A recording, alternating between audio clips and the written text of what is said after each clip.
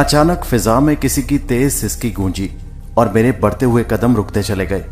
मैंने हैरान होते हुए इधर उधर देखा, मगर अंधेरे में करीब के दरख्तों के स्याह हेलों के सिवा कुछ दिखाई न दिया। मैं वहम में मुब्तला हो गया। घने दरख्तों और रात की तारीकी में किसी की दर्द में डूबी सिसकी सुनकर मेरा परेशान होना फितरी अमर था। मैंने साफ महसूस किया कि वो सिसकी किसी औरत या नौजवान लड़की की थी और मेरे अंदाजे के मुताबिक वो उस जगह से ज्यादा 3-4 कदम के फासले पर मौजूद थी, मगर तारीकी की वजह से वो नजर नहीं आ रही थी। फिर मुझे ख्याल आया कि शायद ये मेरा वहम हो, कोई खुश्क पत्ता मेरे पांव तले आकर चुरमुराया हो और मुझे उसकी आवाज सिसकी की तरह सुनाई दी हो। चुनाचे मैं अपनी बकरी की रस्सी खींचता हुआ दोबारा चल पड़ा। फिर 2 कदम ही चला था कि वही सिसकी दोबारा सुनाई दी।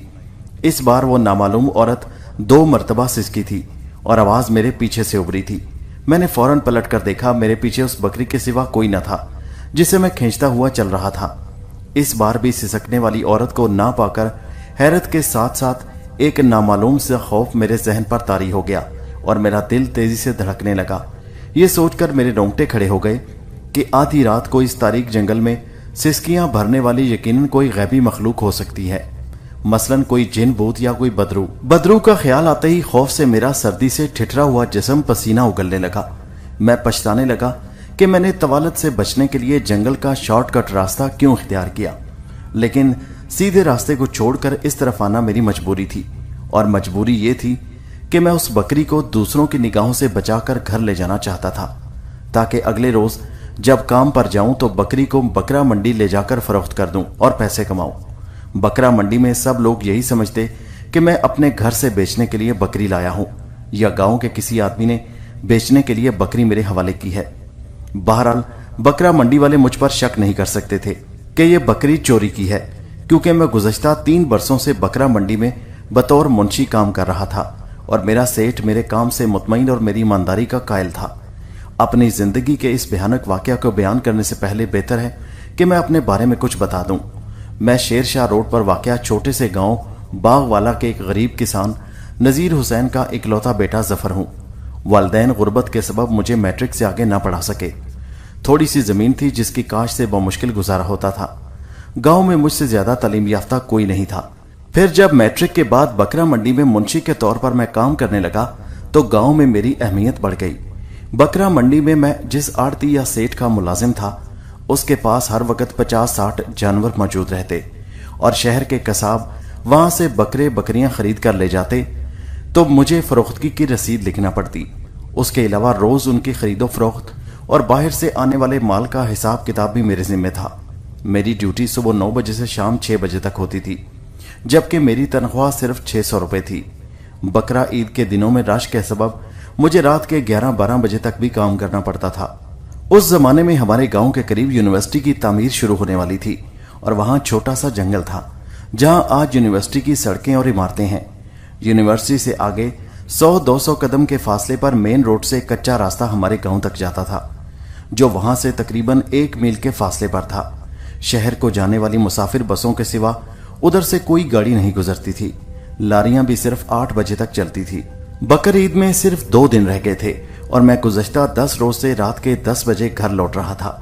गिलगिश्त कॉलोनी से आगे चुंगी नंबर 6 तक मुझे रिक्शा तांगा मिल जाता था, मगर उससे आगे मुझे पैदल ही जाना पड़ता था।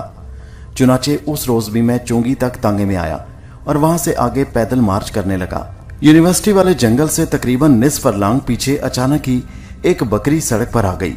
मुझे ख्याल आया कि वो बकरी किसी करीबी बस्ती से भागी हुई है और उस वक्त अगर मैं उसे पकड़ लूं तो 300-400 रुपए में बेच सकता हूं। बकरी मेरे रास्ते में खड़ी मिनमिना रही थी।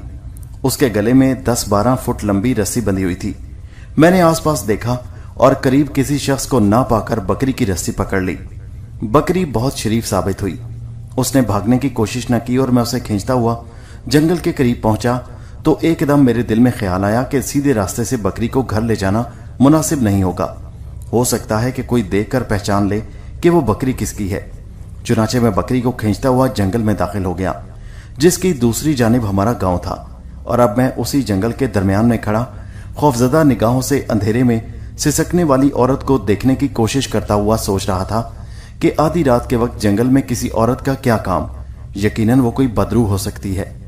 चंद लम्हों बाद मैंने अपने पसीने से तर जिस्म को संभाला और लरजते कदमों से आगे बढ़ा ही था कि अचानक मेरे पीछे से एक आवाज बुलंद हुई, ठहर जाओ जफर, मैं थक गई हूं। यह सुनकर मैं बेसाख्ता उछल पड़ा। वो निस्वानी आवाज यकीनन सिसकने औरत वाली औरत की थी और वो मेरा नाम भी जानती थी। मैंने रुकते हुए पलटकर पीछे देखा और खौफ की तेज लहर मेरे बदन में दौड़ गई, क्योंकि मेरे पीछे बकरी के सिवा कोई भी नहीं था। अगर वो होती तो मैं इतना भी अंधा नहीं था कि चंद मिनट तक किसी चीज को ना देख पाता, मगर वहां वो औरत होती तो नजर आती ना। यकीनन वो कोई गैबी मखलूक थी जो इतना करीब से बोलने के बावजूद मेरी निगाहों से ओझल थी। मैं दहशत ज़दा साकित खड़ा था। बकरी की रस्सी मेरे हाथ में थी और मैं खौफ से कांपता हुआ आसपास औरत को तलाश करने की कोशिश कर रहा था जिसने मुझे रुकने को कहा था। दफतन मेरी नजर बकरी के चेहरे पर पड़ी और मेरे जहन को शदीद झटका लगा। बकरी की आंखें अंधेरे में किसी बलोर की मानंद चमक रही थी। वो चमकती आंखें बेहद खूनखार दिखाई दे रही थी। आज से पहले मैंने इतनी खौफनाक आंखें किसी की नहीं देखी थी।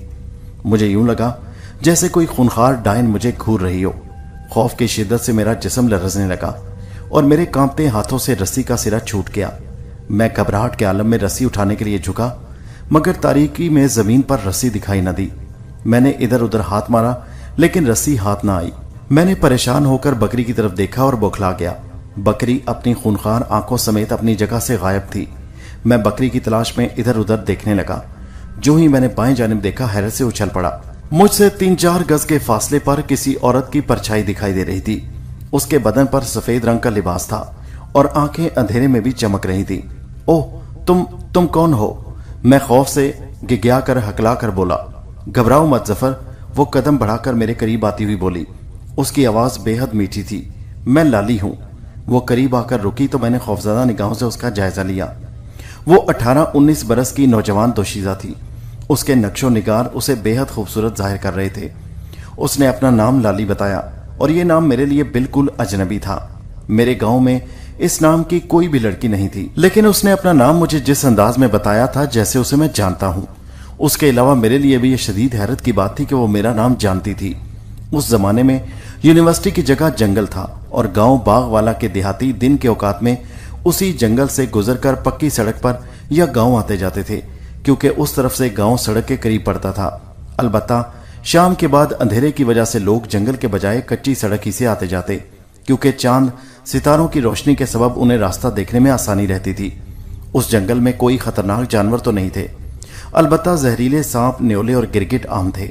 चुनाचे मैं भी किसी खतरे या खौफ से आरी जहन के साथ बकरी को लिए जंगल में दाखिल हुआ था, लेकिन उस पुरस्रार लड़की को देखकर मुझ पर खौफ तारी हो गया था। अब यह सवाल मुझे दहला रहा था कि उस नौजवान और खूबसूरत लड़की का आधी रात के वक्त उस उजाड़ बियाबान में क्या काम, जिसने अपना नाम लाली बताया था और वो मेरे नाम से भी वाकिफ थी। तुम मुझे जानती हो? मैंने उसकी बात सुनकर सवाल किया तो खौफ से मेरी आवाज कांप रही थी। क्यों नहीं, वो आहिस्ता से हंसकर बोली। तुम चाचा नजर हुसैन के बेटे हो, बकरा मंडी में एक आड़ती के मुंशी हो। तुम्हारा घर चाह खोखरा वाला पर है। क्या मैं गलत कह रही हूं? वो वाकई ठीक कह रही थी। न जाने वो मेरे बारे में इतना कुछ कैसे जानती थी, बल्कि मैं उसे बिल्कुल नहीं जानता था। मैंने हाँ में सर हिलाते हुए कहा, ठीक है, तुम दुरुस्त कह रही हो, मगर मैं तुम्हें नहीं पहचानता। तुम कौन हो और इस वक्त अंधेरे जंगल में क्या कर रही हो? जफर, मैं बहुत बदनसीब हूं, वो ठंडा सांस लेकर बोली। 4 घंटे से अंधेरे में भटक रही हूं, मगर रास्ता सुझाई नहीं दे रहा। जंगल से बाहर निकलने की कोशिश करती हूं, मगर घूम फिर कर यहीं पहुंच जाती हूं। मेरी माँ मेरी जुदाई में रो रही होगी। हाय, उसने तो सदमे से अपना सर मुंह फोड़ लिया होगा। वो तो यही समझती होगी कि मुझे कोई डाकू पकड़कर ले गया होगा। तुम्हारी माँ कहाँ है और तुम यहाँ कैसे आई? कहाँ रहती हो? मैंने हिम्मत करके पूछा। अब मेरा खौफ कुछ कम हो गया था। उधर जंगल के बाहर मशरक की जानिब हमारी बस्ती है। मेरी माँ मुझे शहर में पीर बहाउद्दीन जिक्रिया के दरबार में जियारत कराने के लिए ले गई थी। शाम को वहां से हम बस में सवार होकर वापस आ रहे थे कि रास्ते में मुझे नींद आ गई। मेरी माँ यहाँ सड़क पर उतर गई, मगर मेरी आंख कुछ दूर जाकर खुली। मैं बस रुकवाकर उतरी और पैदल ही चल पड़ी। मेरा ख्याल था कि मेरी माँ सड़क पर मेरा इंतजार कर रही होगी, मगर वो ना मिली। शायद बेख्याली में घर को चली गई होगी। चुनाचे मैं तन्हाई घर जाने के लिए जंगल में दाखिल हो गई, लेकिन यहां पहुंचकर मैं डर गई और खौफ से दिमाग ऐसा खराब हुआ कि रास्ता भूल गई। इतना कहकर वो पुरस्रार लड़की खामोश हो गई। लाली की बात से मैं समझ गया कि वो जंगल के बाहर मशरकी जानिब गांव के कदीम कब्रिस्तान की दूसरी जानिब वाक़या बस्ती की रहने वाली है। फिर अचानक मुझे बकरी का ख्याल आ गया। मैंने फिर आसपास का जायजा लिया, लेकिन बकरी ना दिखाई दी। लाली, तुमने मेरी बकरी तो नहीं देखी उधर? मैंने लड़की से पूछा। कमबख्त न जाने कहां चली गई है। नहीं, लेकिन तुम चाहो तो मैं तुम्हें अपने घर से एक बकरी दे दूंगी। हमारे पास 8-9 बकरियां हैं, लाली ने कहा। बस तुम मेहरबानी करके मुझे मेरे घर तक छोड़ाओ, तुम्हारा बहुत एहसान होगा जफर। मैंने एक दो लम्हों के लिए सोचा, कुछ भी हो, आखिर वो हमारे पड़ोस बस्ती की लड़की थी और उस मुसीबत में उसकी मदद करना मेरा इखलाकी फर्ज था। बकरी की मुझे अब ज्यादा फिक्र नहीं थी, क्योंकि हकीकत में वो बकरी तो मेरी अपनी थी ही नहीं। फिर लाली ने एक बकरी मुझे देने का वादा भी तो किया था, चुनाचे मैंने उसे उसके घर पहुंचाने का फैसला कर लिया। एक जवान दोशीजा को मुसीबत में अकेला छोड़ देना मेरी जवां मर्दी के खिलाफ था। ठीक है आओ, मैंने मुड़ते हुए कहा, मैं तुम्हें तुम्हारे घर पहुंचाकर वहां से अपनी बस्ती को चला जाऊंगा। अंधेरा है जफर, मुझे हाथ पकड़ा दो, उसने तेजी से कहा, कहीं ठोकर खाकर गिर न जाऊं।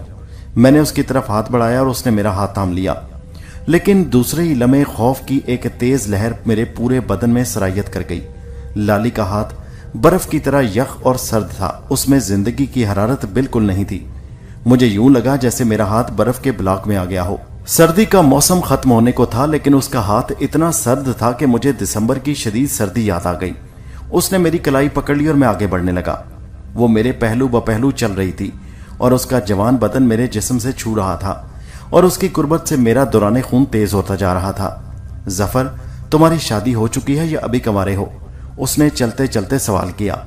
नहीं, अभी शादी का वक्त बहुत दूर है, मैंने चौंकते हुए जवाब दिया। मगर तुम क्यों पूछ रही हो? बस यूं ही, वो आहिस्ता से हंसकर बोली। दरअसल मैं तुम्हें पसंद करती हूं।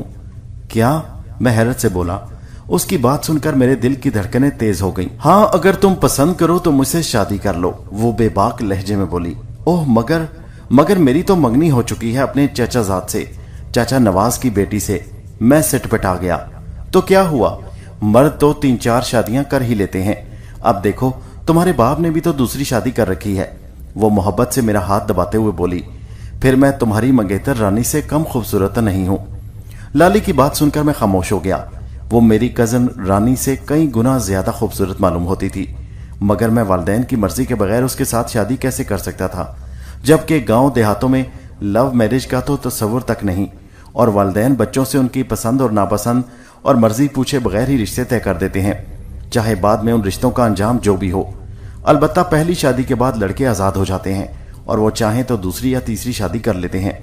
इसमें ना वालिदैन दखल देने की कोशिश करते हैं और ना लड़का उनकी इजाजत का पाबंद होता है, लेकिन पहली शादी हमेशा वालिदैन की पसंद से होती है। जफर, तुमने बताया नहीं, लाली ने मुझे खामोश देकर कहा। मैं तुम्हें सोच कर जवाब दूंगा लाली, मैंने जवाब दिया। वो खामोश रही। उसका जवान बदन मेरे जज्बात में तलातुम पैदा कर रहा था और मैं अपने जज्बात को दिल में दबाए रखने की कोशिश कर रहा था। चंद मिनट बाद हम जंगल से निकल आए। खुली जगह पर चांद की रोशनी में मैंने लाली पर नजर डाली। बिलाशुबा वो बहुत खूबसूरत थी, मगर हल्का सफेद लिबास देखकर खौफ से मेरा दिमाग चटक गया। सफेद लिबास गर्दन से पांव तक कफन मालूम हो रहा था। उसी कफन के अकबी हिस्से के पहलू से उसने अपना सर ढांपा हुआ था, जबकि उसके बाजू कफन से बाहर उड़ियां नजर आ रहे थे। खौफ की शिद्दत से मेरे हाथ पांव फूलने लगे और मेरे जहन में यह सवाल हथौड़े बरसाने लगा कि लाली ने सिले हुए लिबास के बजाय कफन क्यों पहना है। मैं खौफ से कांपता हुआ खेतों की दरमियानी पगडंडी पर चलने लगा। उस रास्ते में कहीं कहीं दरख्तों के झुंड थे। उनसे आगे गांव का पुराना और वसी अरीज कब्रिस्तान था, जिसके अंदर और चारों तरफ घने दरख्तों की कसरत थी। चंद कदम और चलने के बाद मैंने रुकते हुए लाली की तरफ देखा। अब तो तुम अपने घर पहुंच जाओगी, मैं यहां से अपनी बस्ती की तरफ जाता हूं। नहीं प्यारे, उसने इल्तिजाइया लहजे में कहा, जहां इतनी जहमत की है वहां थोड़ी और तकलीफ कर लो और मुझे मेरे घर तक पहुंचा दो। उसका घर कब्रिस्तान की दूसरी जानिब कुछ फासले पर वाक़या था। उसकी दरख्वास्त सुनकर मैं फिर आगे बढ़ने लगा। कब्रिस्तान के करीब पहुंचकर मैंने रास्ता बदलना चाहा कि कब्रिस्तान के बाएं तरफ से गुजर जाऊं, लेकिन लाली ने मुझे फौरन ही टोक दिया। नहीं जफर, इस तरफ से चलो, उसने कब्रिस्तान की तरफ इशारा करते हुए कहा। लेकिन उधर तो अंधेरा होगा, मैंने रुकते हुए कहा। इस वक्त कब्रिस्तान से गुजरना ठीक नहीं। डरने की जरूरत नहीं है जफर, मैं भी तो तुम्हारे साथ हूं, तुम कब्रिस्तान की तरफ से ही चलो, उसने इसरार किया। तुम्हें अपने घर ही जाना है ना, इसलिए इधर से जाना जरूरी नहीं है, मैंने उसे समझाने की कोशिश की। वो कहने लगी, देखो प्यारे, हो सकता है उधर मेरी माँ रुक कर मेरा इंतजार कर रही हो। वो प्यार से बोली, क्योंकि हम कब्रिस्तान वाला रास्ता इख्तियार करते हैं और मेरी माँ जानती है कि अगर मैं तन्हा भी आई तो उधर से ही आऊंगी। मैंने उसकी तरफ देखा तो उसकी आंखें चमक रही थीं। न जाने उन आंखों में कैसी कशिश थी कि मैं उनके सहर में डूब गया। मैं किसी मामूल की तरह उसके पीछे कदम उठा रहा था। वो मुझसे सिर्फ 2 कदम आगे बड़े इत्मीनान से चल रही थी। कब्रिस्तान के गिर्द वाक़या दरख्तों में से गुजरकर हम कब्रिस्तान में दाखिल हो गए। उस वक्त कब्रिस्तान पर मुकम्मल खामोशी और सन्नाटे का राज था। दूर दूर तक कच्ची पक्की और ऊंची नीची कब्रें फैली हुई थी। उन कब्रों के मकीन क़यामत के इंतजार में अबदी नींद सो रहे थे। थोड़े थोड़े फासले पर दरख्तों के झुंड थे जिनके साए कब्रों पर हरकत कर रहे थे। खुद को कब्रिस्तान के अंदर देखकर मेरे होशो हवास लौट आए और मैं इब्तदाई कब्रों के पास ही रुक गया। अरे रुक क्यों गए प्यारे, आओ ना, अचानक लाली ने पलटकर मुस्कुराते हुए कहा। लाली के बदन पर मौजूद कफन और कब्रिस्तान के भयानक माहौल की वजह से मेरा जहन एक बार फिर खौफ की चादर में फैल गया। उसका जिंदगी की हरारत से महरूम सर्द बदन का एहसास मेरे वजूद में सनसनाहट पैदा कर रहा था। मैंने लाली के चेहरे की तरफ देखा। वो मेरी तरफ ही देख रही थी। उससे निगाहें मिलते ही मेरे जहन को अजीब सा झटका लगा और बेख्तियार मेरे कदम उठ गए। उसी लम्हे तेज हवा चलने लगी और दरख्त साए साए करने लगे। मैं लाली के पीछे चल रहा था। चंद कदम चलने के बाद उसका रुख दाएं जाने वाक़या दरख्तों के एक झुंड की तरफ हो गया। चांद की रोशनी में कब्रों पर पड़ने वाले दरख्त साए हरकत कर रहे थे, मगर मुझे यूं लगा जैसे वो इंसानी साए हों। मैं खौफजदा होकर रुक गया। इतनी देर में लाली दरख्तों में पहुंचकर मेरी निगाहों से गायब हो गई। जफर, मेरे दिल ने मुझसे कहा, वो यकीनन कोई बदरू या जिंदा लाश है, तुम यहां से फौरन भाग जाओ। उसी लम्हे दरख्तों की तारीकी से लाली की आवाज आई, आओ ना प्यारे, रुक क्यों गए हो? लेकिन मैं बेहद दहशतज़दा हो चुका था। मैं तेजी से पलटा और वापस जाने के लिए दौड़ा, मगर राह में छोटी सी कब्र के साथ मेरा पांव उलझा और मैं मुंह के बल जमीन पर आ गिरा। मेरे हलक से बेख्तियार चीख निकल गई। उस चीख के जवाब में मुझे आस पास से हंसने की आवाज सुनाई देने लगी और मैं बेसाख्ता उछल पड़ा। मुझे यूं लगा जैसे बहुत सी लड़कियां मेरी हालत पर हंस रही हों। मैंने इधर उधर देखा, मगर वहां कोई लड़की नजर न आई। यकीनन वो बदरूहें थी जिन्हें मैं देखने से महरूम था। खौफ की शिद्दत से मेरा जिस्म खुश्क पत्ते की मानिंद कांप रहा था और मेरे बदन के मसामात बेतहाशा पसीना खारिज कर रहे थे। बदरूहों के हंसने की आवाज चंद लम्हों बाद बंद हो गई और वहां पर फिर अबदी सन्नाटा फैल गया। मैंने पलटकर उन दरख्तों की तरफ देखा जिन पर लाली गायब हुई थी, मगर दूसरे ही लम्हे में हैरत से उछल पड़ा। मुझसे 2-3 कदम के फासले पर मेरी गुमशुदा बकरी बैठी जुगाली कर रही थी। शायद वो मुझसे भागने के बाद इधर चली आई थी। मैंने दिल ही दिल में खुदा का शुक्र अदा किया और आगे बढ़कर उसे पकड़ना चाहा, लेकिन बकरी तेजी से उठकर पीछे दरख्तों की तरफ भागी और तारीकी में गायब हो गई। मैंने सोचा कि बकरी को पकड़कर साथ ले जाऊं, चुनाचे मैं उन्हीं दरख्तों की तरफ बढ़ने लगा, मगर खौफ से मेरे कदम डगमगा रहे थे। मैं खौफजदा निगाहों से इधर उधर देखता हुआ उन दरख्तों के साए में पहुंचा तो बकरी एक कब्र के पास खड़ी थी। मुझे उसकी परछाई दिखाई दे रही थी। मैं उसकी तरफ बढ़ा, मगर इस बार बकरी ने भागने की कोशिश न की और इत्मीनान से खड़ी रही। मैं उसके पहले पर निगाहें जमाए आहिस्ता आहिस्ता उसके करीब पहुंचा और फिर एकदम झपट कर उसे गर्दन से पकड़ लिया, लेकिन दूसरे ही लम्हे में बेख्तियार उछल पड़ा। बकरी की गर्दन पर बाल नहीं थे। मुझे यूं महसूस हुआ जैसे मैंने इंसानी गर्दन पर हाथ रखा हो। मैंने गौर से देखा और बुखलाकर उसकी गर्दन छोड़ दी, क्योंकि वो बकरी नहीं बल्कि लाली थी। लाली को देखकर मैं एक दफा फिर दहशतज़दा हो गया। मैंने पीछे हटना चाहा, मगर लाली ने फौरन मेरा हाथ अपने नरम और सर्द हाथ में ले लिया। आओ यहां बैठते हैं, वो मुझे कब्र के चबूतरे की तरफ खींचती हुई बोली। मगर वो बकरी कहाँ चली गई? मैं खौफ की शिद्दत से हकलाया। वो भी आ जाएगी प्यारे, वो आहिस्ता से हंसी और मुझे अपने पहलू में चबूतरे पर बिठा लिया। मेरा हाथ अभी तक उसके यख बस्ता हाथ में था। नीम तारीकी में उसका सफेद कफन नुमा लिबास देखकर मेरे वजूद पर कपकपी तारी हो गई। मेरा जिस्म बुरी तरह कांप रहा था। तो तुम कौन हो? ये कफन क्यों पहना हुआ है? खौफ से मेरी आवाज भी लरज रही थी। ये कफन नहीं, मेरा लिबास है प्यारे, और ये मेरे बाप की कब्र है, वो बोली। बाप की कब्र? मैं हकलाया। हाँ, इसमें मेरा बाप अबदी नींद सो रहा है और उसे तुम्हारे बाप नजर हुसैन ने कत्ल किया था। क्या? हैरत से मेरा मुंह खुल गया। तुम झूठ बोल रही हो। नहीं प्यारे, मैं दुरुस्त कह रही हूं, मैं उस कत्ल की चशमदीद गवाह हूं। वो मेरा हाथ दबाती हुई हंसी। ये नामुमकिन है, मैं लरसता हुआ बमुश्किल बोला। मेरा बाप कत्ल नहीं कर सकता, वो तो बहुत सीधा साधा और शरीफ आदमी है। मैं जानती हूं वो कितना शरीफ है, उसने तंजिया लहजे में कहा। तुम्हारे बाप ही ने मुझे एक कफन पहनने पर मजबूर किया। मगर मैंने कभी नहीं सुना कि मेरे बाप ने। मैं कहना चाहता था। नहीं सुना तो अब सुन लो, मैं तुम्हें बताती हूं। کہ میں آج کی رات کا برسوں سے انتظار کر رہی تھی، اور میں بکری بن کر تم سے اس لیے ملی کہ تم لالچ میں آ کر مجھے پکڑو گے اور میں تمہیں اس قبر پر لاؤں گی۔ لالی کی بات سن کر دہشت کے مارے میرے رونگٹے کھڑے ہو گئے اور میں خوفزدہ نگاہوں سے اس کی طرف دیکھتا ہوا اپنی جگہ سے پیچھے سرکنے لگا۔ بکری کی شکل اختیار کرنے والی یقیناً کوئی بدرو تھی۔ اب تم یہاں سے نہیں جا سکتے ظفر، وہ میری کلائی پر اپنے ہاتھ کی گرفت سخت کرتے ہوئے بولی۔ کیوں؟ خوف سے میرا حواس حلق میں پھنسنے لگی۔ تم بدرو، چڑیل یا ڈائن ہو؟ نہیں، میں صرف روح ہوں، ایسی روح جو انتقام کی آگ میں سلگتی 18 برس سے بھٹک رہی ہے۔ چڑیل ڈائن تو میں آج بنوں گی، جب میں تمہارے باپ کے کرتوتوں سے تمہیں آگاہ کروں گی۔ یہ کہہ کر وہ خوفناک انداز میں ہنسی اور اس وقت ہنسنے سے اس کا منہ کھل گیا۔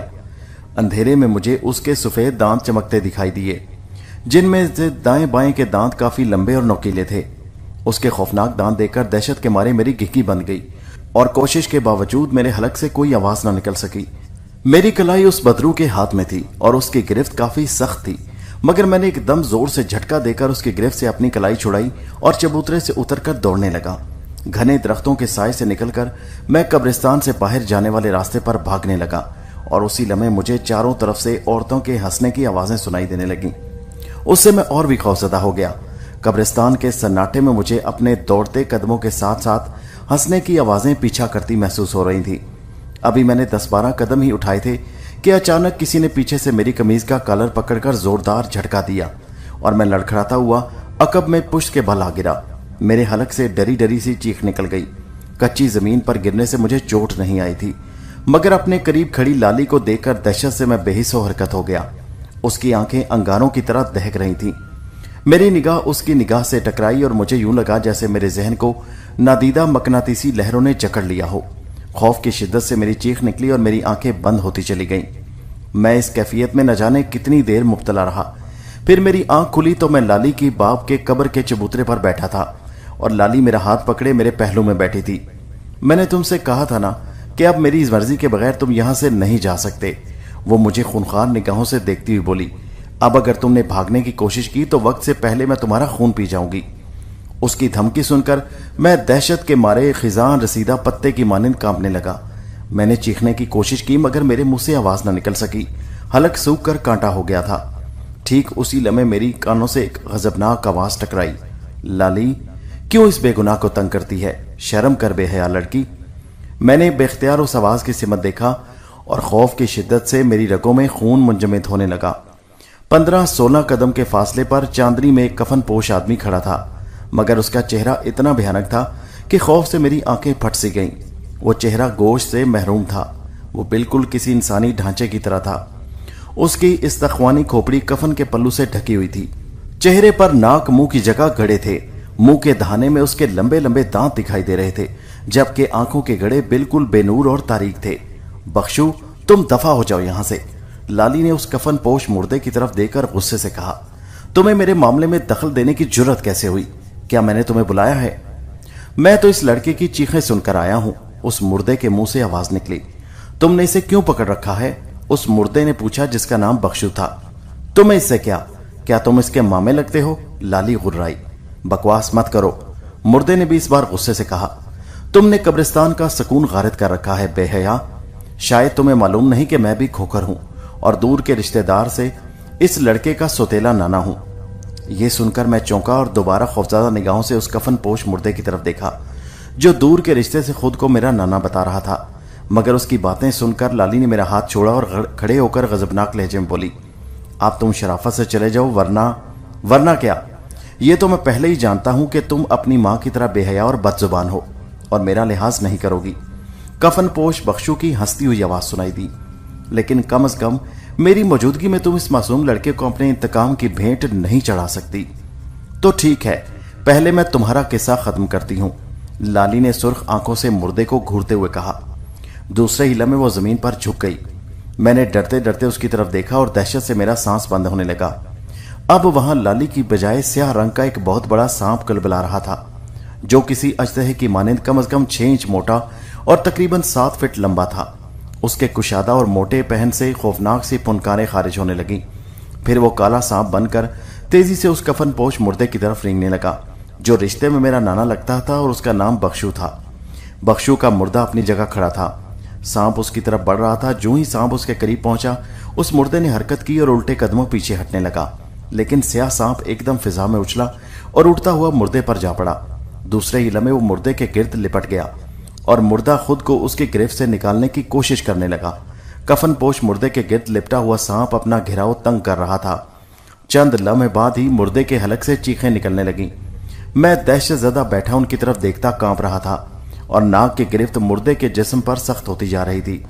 चंद ही लम्हे बाद मुर्दे की चीखें बंद हो गई और फिर मैंने सन्नाटे में ऐसी आवाज सुनी जैसे हड्डियां कड़कड़ाई हों। यकीनन सांपों के बिलों में जकड़े हुए कफन पोश मुर्दे के ढांचे की हड्डियां टूट गई थीं। मेरे जहन में आया कि मौका से फायदा उठाकर भाग जाऊं।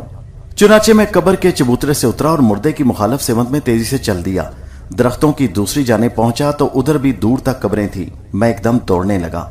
अभी मैं वहां से 25-30 कदम के फासले पर ही पहुंचा था कि अचानक मुझे पीछे किसी घोड़े के दौड़ने की आहटें सुनाई दी। मैंने बेख्तियार पलट कर देखा तो पीछे सफेद रंग का एक घोड़ा दौड़ा चला रहा था। मैं रुक गया।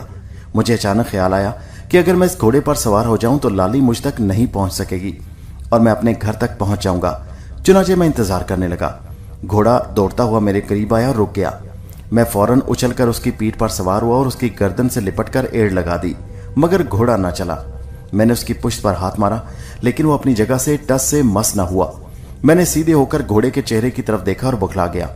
सफेद घोड़ा मेरी तरफ चेहरा मोड़े देखे जा रहा था, मगर उसकी आंखें बेहद चमकदार और सुर्ख थीं, बिल्कुल लाली की आंखों की तरह खौफनाक। जफर, मैंने कहा था ना कि तुम मेरी मर्जी के बगैर इस कब्रिस्तान से बाहर नहीं जा सकोगे। दफतन घोड़े के मुंह से इंसानी आवाज खारिज हुई। मैं उसकी आवाज सुनकर बेसाख्ता उछल पड़ा। मैंने आवाज पहचान ली थी। वो बिलाशुबा लाली की आवाज थी। मैंने दहशतज़दा होकर घोड़े से नीचे छलांग लगा दी, मगर जमीन पर गिरते ही मेरे हवास मुअत्तल हो गए और मुझे कुछ होश न रहा। जब होश आया तो मैं लाली के बाप की कब्र के चबूतरे पर पड़ा था और कोई गर्म वजूद मेरे बराबर दराज था। जो ही मुझे एहसास हुआ, मैंने तेजी से करवट लेकर उस वजूद से दूर होने की कोशिश की, मगर मैं लुढ़क कर चबूतरे से नीचे जा गिरा। मेरे सर में चोट लगी और मेरे मुंह से बेख्तियार चीख निकल गई और दूसरे ही लम्हे मुझ पर बेहोशी तारी हो गई। न जाने कितनी देर बाद होश आया। इस बार मैंने खुद को वहां से चंद गज दूर चांद की रोशनी में जमीन पर दराज पाया और इधर उधर देखता हुआ उठ बैठा। मैं 2 कब्रों के दरमियान खाली जगह पर था। मुझे बेहोशी से पहले का वाकया याद आया तो मैंने घबरा कर अपने करीब नजर डाली, मगर मुझे वहां कुछ नजर न आया। मैं जल्दी से खड़ा हो गया, मगर उसी लम्हे किसी ने अकब से मेरा हाथ पकड़ा और खौफ के मारे मेरे हलक से बेसाख्ता चीख निकल गई। मैंने पलट कर देखा तो लाली सफेद कफन में लिपटी अपनी चमकदार आंखों से मेरी तरफ देख रही थी। आओ प्यारे लड़के, उसने मुस्कुराते हुए कहा, इधर ही बैठ जाते हैं। अंधेरे में तो तुम्हें बहुत डर लगता है ना। वो मेरा हाथ थामे करीब की एक ऊंची कब्र पर बैठ गई।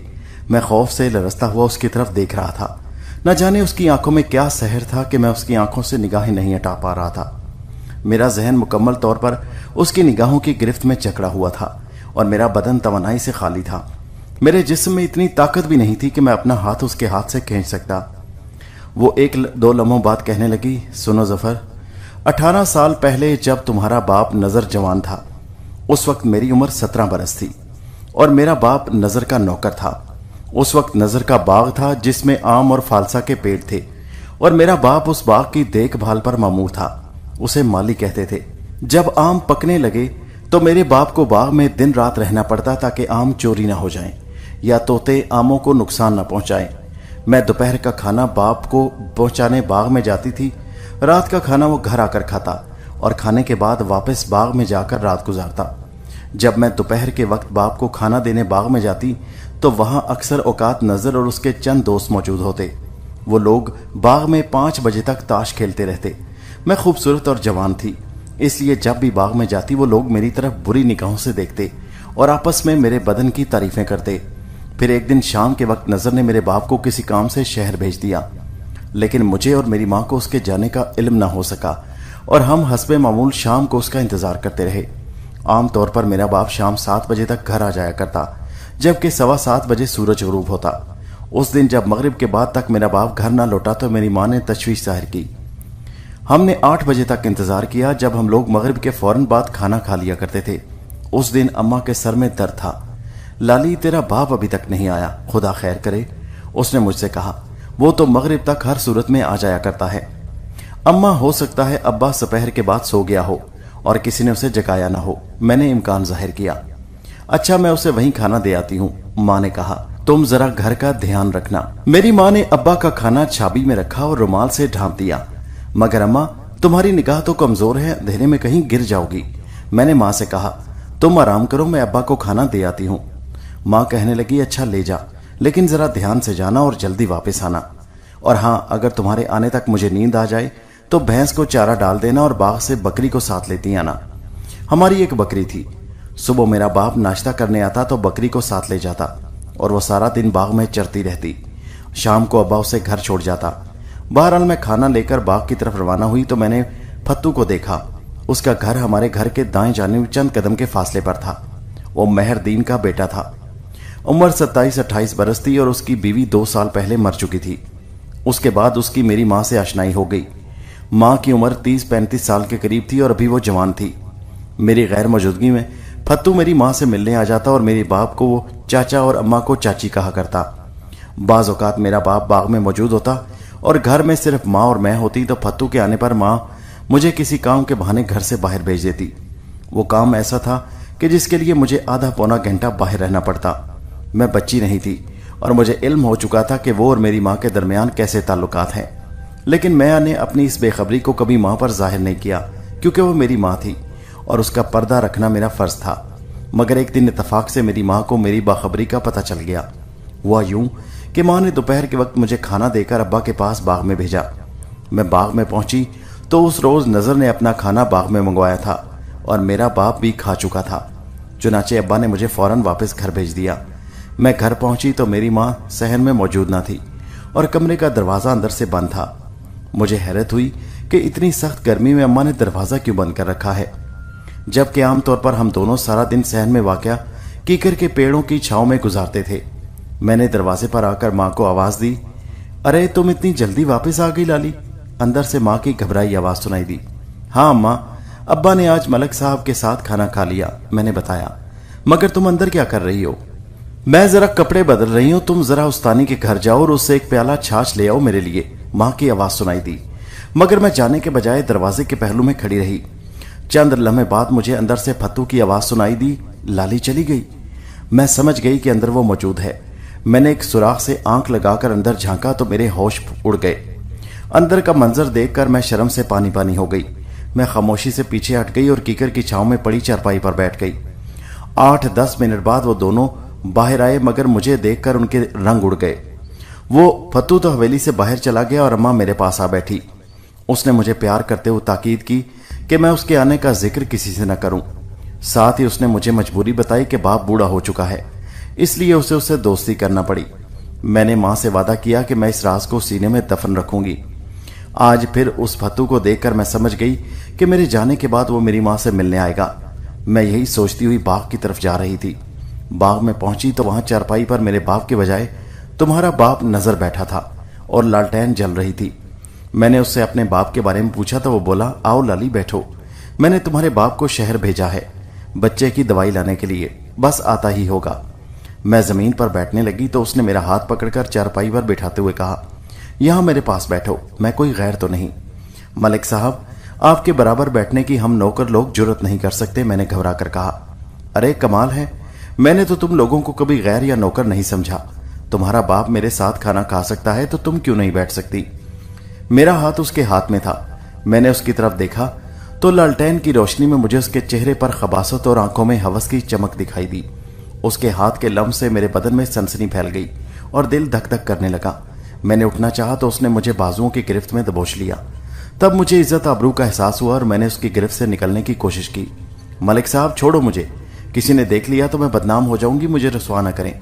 अरे कुछ नहीं होता, तुम्हारी माँ की फत्तू से यारी है, मगर देख लो किसी को पता नहीं और वो रोजाना मिलते हैं, नजर ने मुस्कुराकर कहा।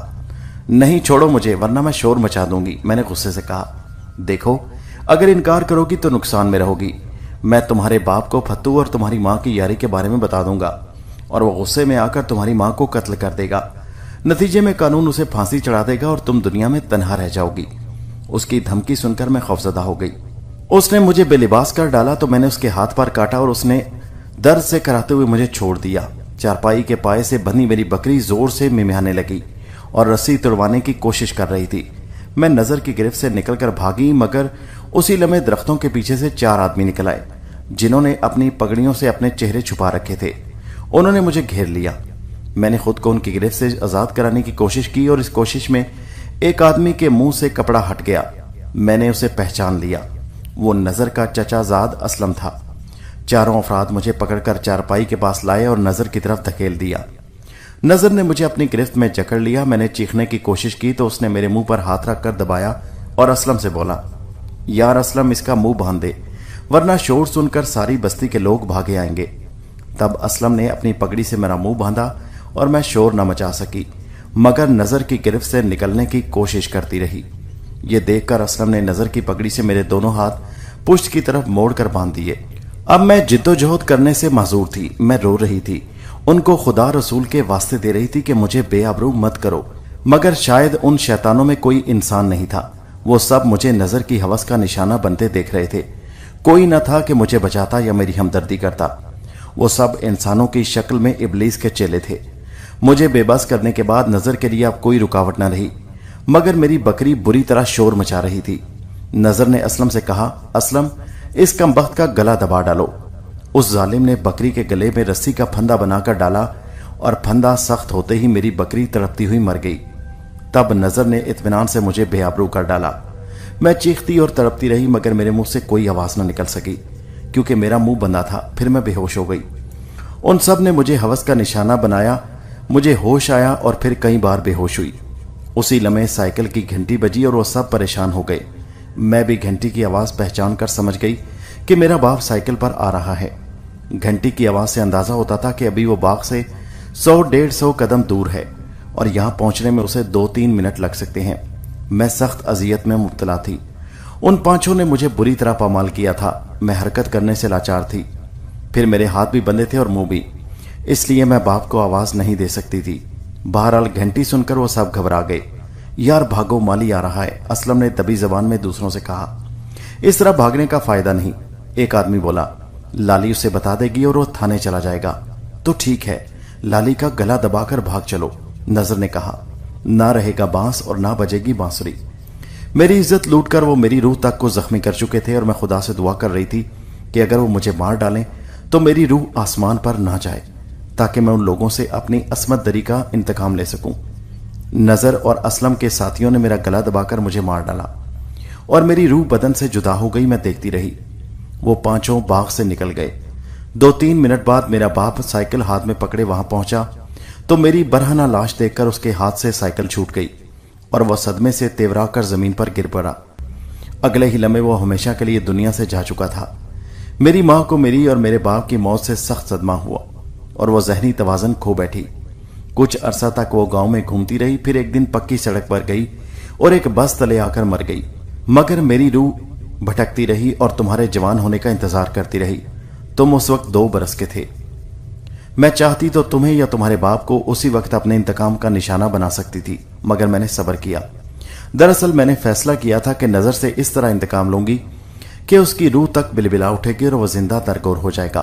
मैंने सुना था कि वालिदैन को औलाद हर शय से प्यारी होती है। बच्चे के मरने का सदमा आदमी बर्दाश्त कर सकता है, लेकिन जवान बेटे की मौत उसके लिए नाकाबिले बर्दाश्त होती है, और खास तौर पर इस सूरत में कि वो बेटा उसका इकलौता वारिस हो और जिससे आदमी की नस्ल चलती रहे। चुनाचे मैंने भी यही सोचा कि नजर के कलेजे पर उस वक्त हाथ डालूंगी जब तुम बिल्कुल जवान हो चुके होगे। और आज उसने खामोश होकर मेरी तरफ देखा और दोबारा बोली, आज वो वक्त आ चुका है। आज मंगल है ना? यही वो दिन है जिस रोज मेरी इज्जत लूटी गई थी और मुझे कत्ल किया गया, और मेरे कत्ल के सदमे से मेरा बाप मर गया। चुनाचे मैं आज नजर से इंतकाम लेने का अहद पूरा करूंगी और दुनिया की कोई ताकत मुझे नहीं रोक सकती। लाली की कहानी सुनकर मैं शदीद हैरान था, मगर इसके खामोश हो जाने पर मैं एक बार फिर खौफजदा हो गया कि अब वो मेरे बाप के जुर्म की सजा मुझे देना चाहती है। इंतकाम की प्यासी लाली खूनखार निगाहों से मेरी तरफ देख रही थी और खौफ की शिद्दत से मेरा हलक खुश्क होता जा रहा था। तो तुम क्या करोगी? मेरे हलक से बामुश्किल आवाज निकली। मैं? वो हंसी। मैं तुम्हारा खून पीऊंगी। उसका लहजा बेहद दरिंदगी आमेज था। उसके जवाब पर मैंने बौखलाकर उसके चेहरे की तरफ देखा और दहशत से मेरी घिघी बंद गई। हसीनो जमील और नौजवान लाली अब एक उधेड़ उम्र बुढ़िया दिखाई दे रही थी, जिसकी शक्ल बेहद खौफनाक थी।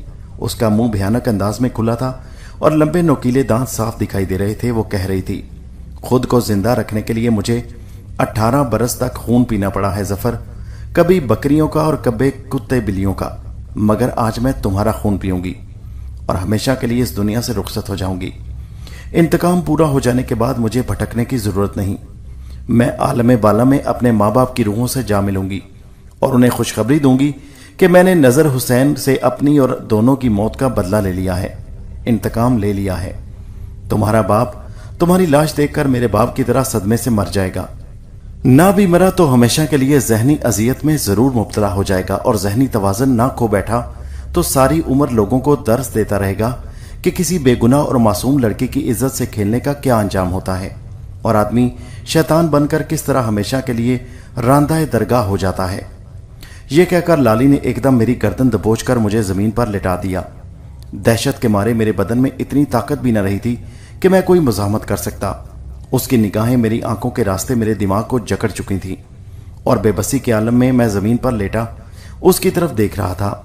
उसने मेरे सीने पर एक हाथ रखा और दूसरा हाथ मेरे माथे पर रखकर मेरी गर्दन पर झुक गई। उसकी सांसें मेरे चेहरे से टकरा रही थी। बेबसी के आलम में मैंने दहशत से तड़प कर चीखना चाहा, मगर मेरे हलक से कोई आवाज न निकल सकी और उसके मकरू चेहरे पर नजर आने वाले होंठ मेरी शाहरग को छूने लगे। मैं दहशत की शिद्दत से बेहिस्सो हरकत पड़ा था। अब उसका मुंह मुझे नजर नहीं आ रहा था। फिर जो ही मैंने अपनी शाहरग में लाली के नोकीले दांतों की चुभन महसूस की, कब्रिस्तान के भयानक सन्नाटे में कड़कदार आवाज उभरी, कौन है? मैंने फौरन वो आवाज पहचान ली।